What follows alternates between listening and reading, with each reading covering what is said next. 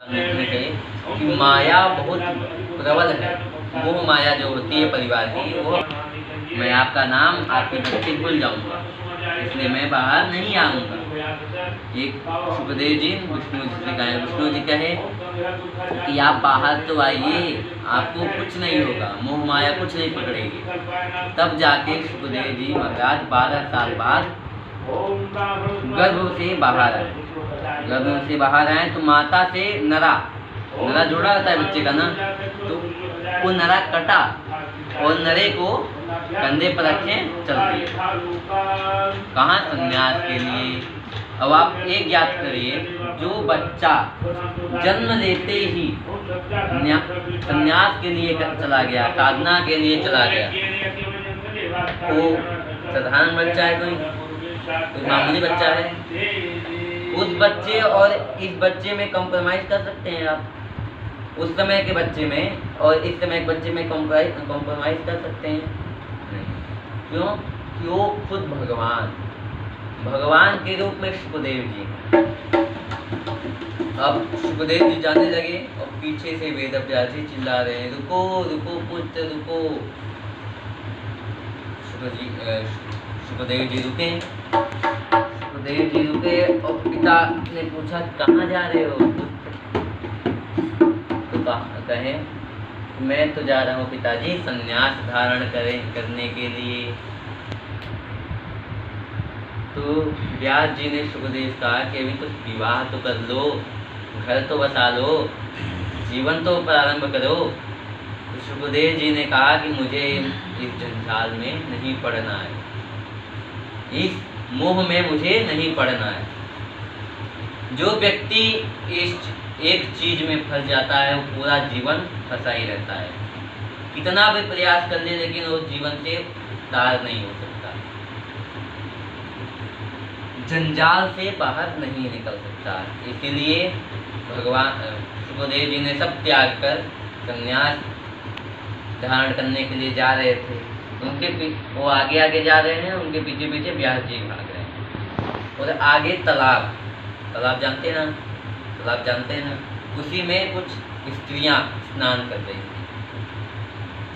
सुखदेव जी निकल गए और पीछे से व्यास जी आ रहे थे। तो सुखदेव जी को देख के उन्होंने बाहर नहीं आए, वस्त्र धारण नहीं की। व्यास जी उधर से आए, उनको देख के सभी स्त्रियां वस्त्र धारण करने लगी, अपने शरीर को छुपाने लगी। तो वेदव्यास जी ने इन स्त्रियों से कहा कि हे प्रिय, हे बालिका, जब मेरा जवान बेटा यहाँ से गया, आपने उनको देखकर अपने शरीर को नहीं छुपाया, और मैं वृद्ध बूढ़ा व्यक्ति जब इधर से जा रहा हूँ तो अपना शरीर ढक रही हैं आप लोग क्यों? तो यहाँ पे उन स्त्रियों ने उत्तर दिया, हे गुरुवर, हे मुनिवर, आपके पुत्र को भेद ही मालूम नहीं है कि पुरुष और स्त्री में भेद क्या है, काम वासना क्या होती है, कुछ भी ज्ञात नहीं है। और एक बात बता दूं कि ब्रह्मा की सृष्टि में एक ही मनुष्य हुए हैं जो क्रोध और काम वासना को जीते हुए हैं। कौन है वो? सुखदेव जी महाराज काम और वासना को जीते हैं। कैसे जीते हैं? एक दिन वेदव्यास जी सुखदेव जी से कहे कि आप जाओ जनक जी से मिल के आओ, वार्तालाप करके आओ। सुखदेव जी चले गए जनक के द्वार। जनक के द्वार जाके जब जाने लगे अंदर, द्वारपाल ने रोक दिया। कहाँ जा रहे हो? किससे मिलना है? सुखदेव जी ने हंसते हंसते कहा कि राजा साहब हैं, हमें उनसे मिलना है। तो द्वारपाल कहे, अभी नहीं मिल सकते, कल मिलना। उसी के पास एक वृक्ष था, वृक्ष के पास जाके वह सुख आसन में बैठ गए। सन्न आसन में बैठकर भगवान का चिंतन करने लगे।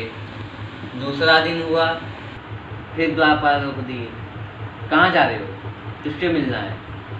भाई सुखदेव जी ने द्वारपाल से कहा कि हे भाई, आपने ही कल कहा रहा कि कल मिलेंगे वो, तो फिर द्वारपाल कह रहे कल नहीं मिलेंगे, परसों मिलेंगे, परसों।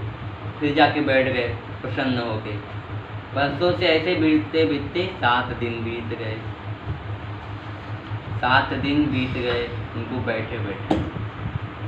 वहीं पे उनकी क्रोध की परीक्षा हो रही थी कि देखा जाए उनको सिद्ध हो गया कि सुखदेव जी को क्रोध नहीं आया, काम वासना। जब वो 7 दिन तक वहाँ बैठे रहे तो बहुत सुंदर सुंदर स्त्रियाँ, अप्सराएं स्वर्ग की, उनके पास भेजी गई स्पर्श करने के लिए। पूरी रात वहीं रही, फिर भी सुखदेव जी को काम वासना नहीं आई। इसी कारणवश सुखदेव जी क्रोध और काम वासना को जीत चुके थे। उसके बाद जब वहाँ से जनक के द्वार से सुखदेव जी चले तो संन्यास धारण करने वाले थे, साधना लगाने वाले थे। तभी संतों के द्वारा श्री वेदव्यास जी ने उनको संकेत किया, बुलाया अपनी ओर। वो संकेत करके, संकेत को सुनकर सुखदेव जी वेदव्यास जी के पास चले गए। तब वेदव्यास जी को लगा कि ये अब श्रीमद् भागवत कथा का अधिकारी हो चुका है। देख लीजिए अधिकारी कौन है? जो काम को जीता हो, क्रोध को जीता है, वही भागवत का अधिकारी है। और शुक जी को वेदव्यास जी ने भागवत पढ़ाई, कंठस्थ कराई।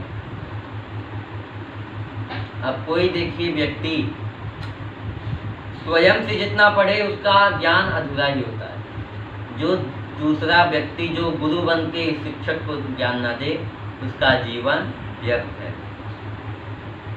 प्रश्न करने वाले बहुत होते हैं, लेकिन ये नहीं देखते कि वह व्यक्ति कितना छोटा होकर भी, कितना कम उम्र में भी ये बोल रहा है, इतना उसको ज्ञात है।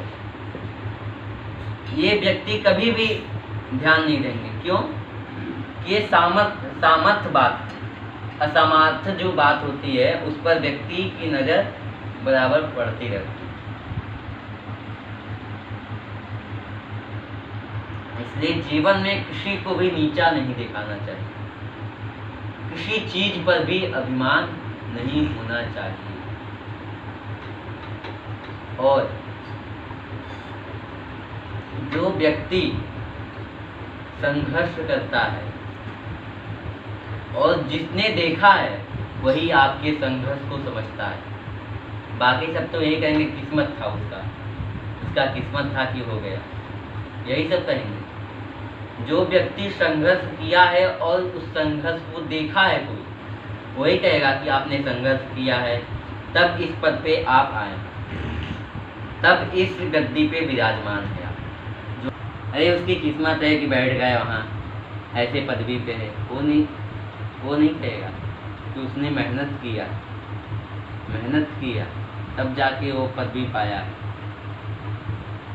इसलिए जीवन में हमेशा जब तक जीवन तब तक भगवान की भक्ति करो। जय जय श्री राधे।